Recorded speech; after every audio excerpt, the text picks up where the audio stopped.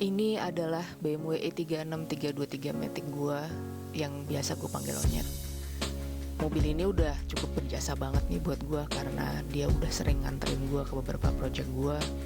Dan menurut gua ini udah saatnya si Onyet untuk dilakukan restorasi supaya nggak kalah ganteng dengan mobil gua yang lain.